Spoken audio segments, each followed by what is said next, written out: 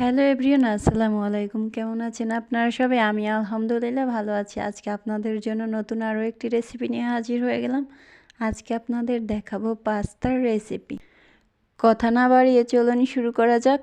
প্রথমেই আমি এখানে পাস্তা রান্না করার জন্য এখানে গাজর কুচি, মরিচ কুচি, পেঁয়াজ কুচি আর টমেটো কুচি আর ধনিয়া পাতা কুচি নিয়ে নিয়েছি, আর সাথে দুটো ডিম। আপনারা চাইলে একটাও ব্যবহার করতে পারেন, কোনোই সমস্যা নাই। আমি প্রথমেই চুলায় একটি কড়াই বসিয়ে দিলাম পাস্তাগুলো সিদ্ধ করার জন্য। সাথে কিছুটা পরিমাণ পানি ও লবণ দিয়ে দিলাম।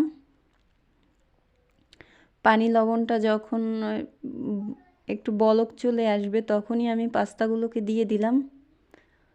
পাস্তাগুলো আমি 5 মিনিটের মতো সিদ্ধ করে নেব।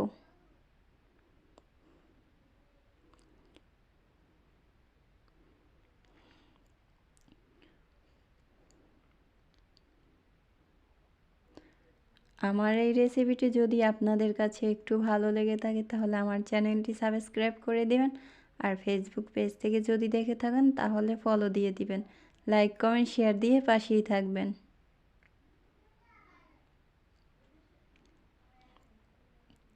আমার পাস্তাগুলো প্রায় সিদ্ধ হয়ে গেছে। এখন আমি এগুলোকে তুলে ছেঁকে নেব, পানিটা ছাড়িয়ে নেব।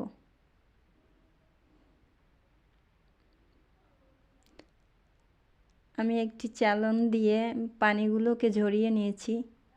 তার মধ্যে আমি কিছুটা পরিমাণ ঠান্ডা পানি দিয়ে পাস্তাগুলোকে ভিজিয়ে নিয়েছি, যাতে বেশি সিদ্ধ হয়ে না যায়। তারপরে একটি কড়াই বসিয়ে দিলাম। কড়াইয়ের মধ্যে কিছুটা পরিমাণ সাদা তেল দিয়ে দিলাম। তেলটা দেওয়ার পর তেলটা গরম হয়ে গেলে এখানে আমি কিছুটা পরিমাণ পেঁয়াজ কুচি আর মরিচ কুচি দিয়ে দিলাম। তারপর ভালোভাবে নাড়িয়ে নেব।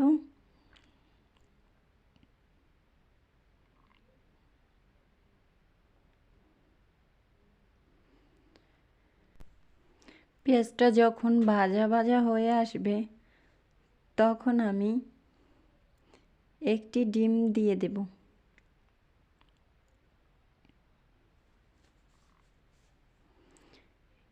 ডিমটাকে দিয়ে আবার ভালোভাবে নাড়িয়ে চাড়িয়ে নেব।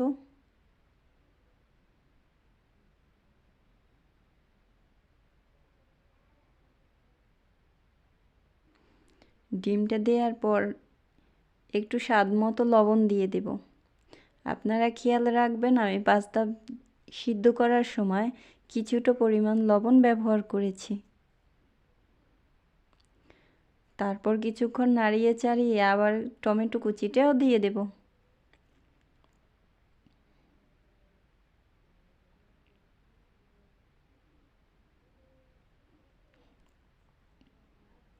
টমেটো কুচিটা দেওয়া হয়ে গেলে আবার ভালোভাবে নাড়িয়ে চাড়িয়ে দিয়ে দেব গাজর কুচি।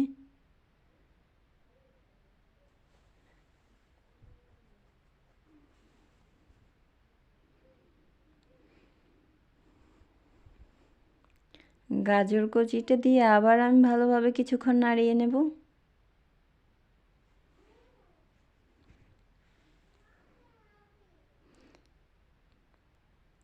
তারপর দিয়ে দেব কিছুটা পরিমাণ সস।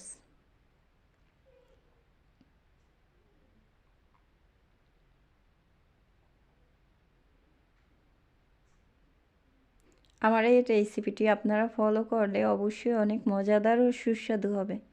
এইভাবে আপনারা পাস্তা খেয়ে দেখবেন কেমন হয়েছে, আর আমাকে কমেন্ট করে জানাবেন আপনারা অবশ্যই। সসটা দেওয়ার পরও আবার ভালোভাবে নাড়িয়ে নেব।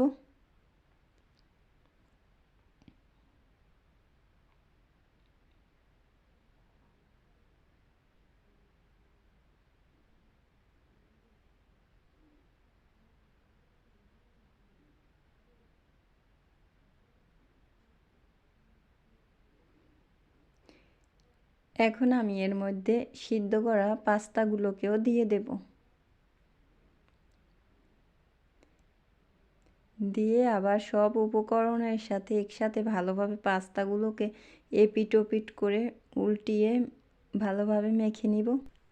আপনারা চাইলে হলুদের গুঁড়োটাও ব্যবহার করতে পারেন, আমি হলুদের গুঁড়োটা এখানে ব্যবহার করলাম না।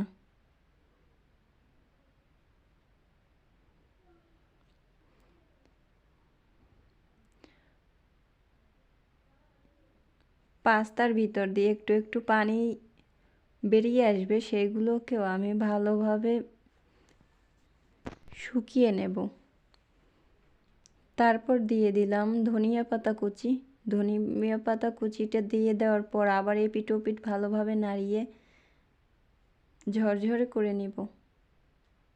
যতক্ষণ না পর্যন্ত পানিটা শুকিয়ে আসছে ততক্ষণ আমি এভাবে নাড়িয়ে চাড়িয়ে নেব। আর এই হলো আমার পাস্তার ফাইনাল লুক। ভালো থাকবেন সবাই, বাই বাই। আজকের মতো এই পর্যন্তই।